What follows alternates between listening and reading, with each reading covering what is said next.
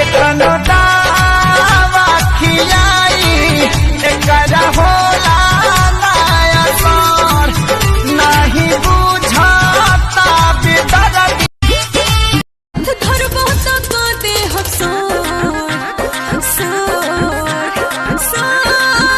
उठ लागेला सुगा के छोर गोरी रे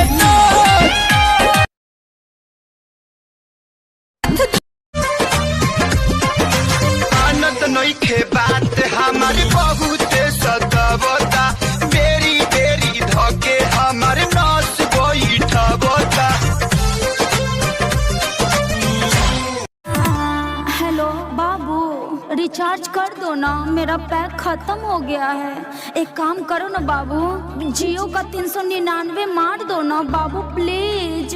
गे तोहर के इतना रिचार्ज खत्म हो खलोगे यहाँ तू देखावेलो छछनहावेलो ललचावेलो नछुआवेलो दिल के होके आज जनी तोड़ा हमर कस के झक झोरा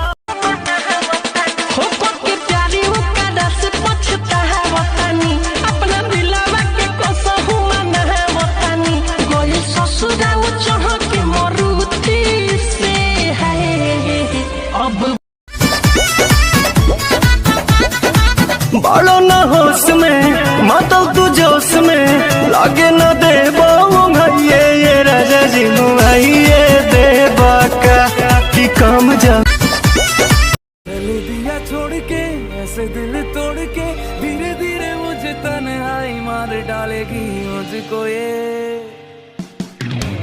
मुझको ये तेरी बेवफाई मार डालेगी।